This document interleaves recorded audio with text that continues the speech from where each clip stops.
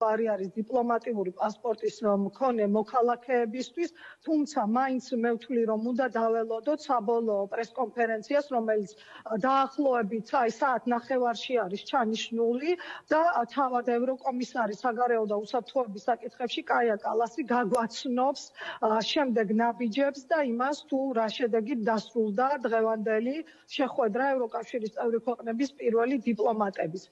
როგორც იცით, ორი ძირითადი საკითხი იყო საგარეო უწყების მხრიდან წევრ ქვეყნების პირველ დიპლომატებთან წარდგენილი. პირველი სწორედ ეს იყო ვიზო მიმოსვლის შეჩერება გარკვეული კატეგორიისთვის და მეორე იყო თარგეტირებული პერსონალური სანქციები იმ პასუხისმგებელ პირებზე, ვინც დგას მშვიდობიანი მოქალაქეების აქციებზე დარბევის, ასევე ოპოზიციის წარმომადგენლების ცემის და დაკავების და მოქალაქეების დაკავების უკან და ეს თარგეტირებული სანქციები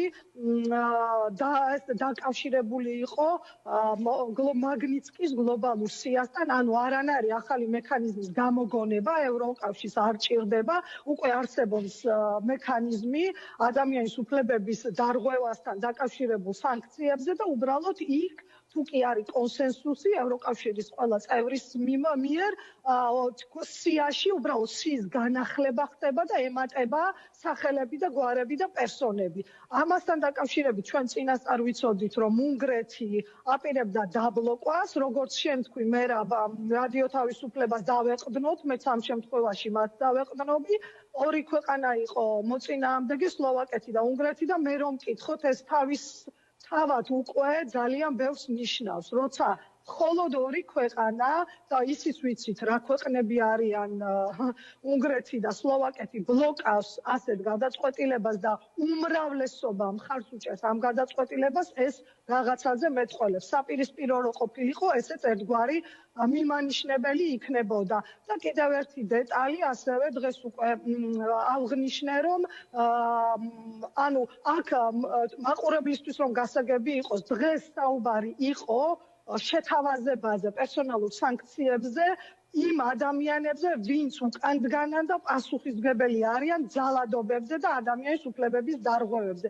აქ საუბარი არ ყოფილა, ვთქვათ, არჩევნებთან მიმართებით, გაყალბებული იყო არჩევნები თუ არა და პოლიტიკურ პასუხისმგებლობაზე.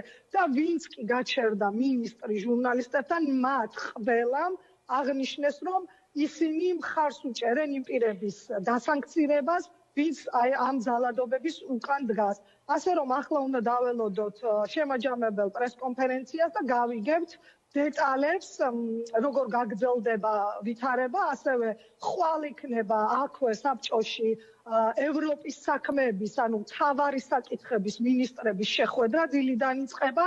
ეს მინისტრები არიან პასუხისმგებელი ორგანიზაციის გაფართოების საკითხებზე და ასევე ეს მინისტრები ამზადებენ ლიდერების სამმიტს, ანუ ლიდერების საბჭოს შეხვედრას და დღის წესრიგში საქართველოს ესე მითითებული არ არის, თუმცა გაფართოების საკითხებია, მომზადება არის ევროკავშირის წევრი ქვეყნების შეხვედრის და რა თქმა უნდა დახურულ კარს მიღმა ხვალაც აქ იქნება საქართველოზე საუბარი და უკვე 19-ში ლიდერების დონეზე საბჭოდან არის დადასტურება და თქვენ შეგიძლიათ ოფიციალურ ვებსაიტზეც ნახოთ, რომ ჩამონათვალში განსახილველი საიტების ლიდერების შეხვედრაზეც იქნება საქართველო.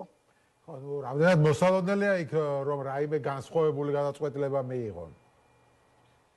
მე რა ვიცი, ყველაფერი ხდება, დამოკიდებული არის როგორ განვითარდება სიტუაცია საქართველოში.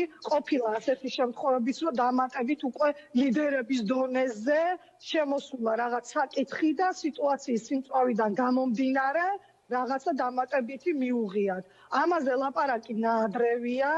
ერთადერთი ალბათ ისიც გასათვალისწინებელია და ამაზე ქართული მედია საუბრობდა, რომ სამეული, გერმანია, პოლონეთი, საფრანგეთი, ვთქვათ, არის მოტივირებული იმისთვის, რომ ქვეყნებმა ბალტიის ქვეყნების მსგავსად რადგან შეთანხმება ვერ მოხდა ამჯერად აი ამ პერსონალურ სანქციებზე, უკვე ქვეყნებმა თავად მიიღონ გადაწყვეტილება და ასეთი პერსონალური სანქციები ქვეყნებმა მიიღონ. ეს კი იმას ნიშნავს, აი ნახეთ, თუ კი 27 ქვეყნიდან 9 ქვეყნების პერსონალურ სანქციებს მიიღებს, ასე თუ ისე დანარჩენ ქვეყნებს მაინც მოუწევს ამის გათვალისწინება. ასე რომ თან იმას თუ გავითვალისწინებთ, რომ მხოლოდ ორი ქვეყანა ბლოკავდა და ესეც დასაზუსტებელია და შეკითხვა დასასმელია, კიდევ იყო თუ არა ქვეყნები მოწინააღმდეგე ამ პერსონალური სანქციების, ეს უფრო რაღაც მთლიან სურათს მოგცემს, მაგრამ ამაზე ლაპარაკი აი სწორედ ამ ბრიფინგის შემდეგ უფრო იქნება უპრიანი და გამართლებული. კი ბატონო, თუმცა ჩვენ ნახეთ ორი დღის წინ მიხაილ როთის საკმაოდ კაცრი განცხადება ევროკავშირის მისამართით და ის სწორედ იმას ამბობდა, რომ თუ გერმანია, საფრანგეთი და პოლონეთი მოინდომებენ, უნგრეთი ვერაფერსაც ვერ დაბლოკავსო. როგორც ჩანს, საკმარისად არ მოინდომეს, არ ვიცი, ის ამბობდა, რომ ევროკავშირს არანაირი გეგმა ამ ეტაპზე საქართველოს დაკავშირებით არ აქვს და ეს ძალიან ცუდიაო. შეერა ისეთ თქვა შეგიძლია ამაზე.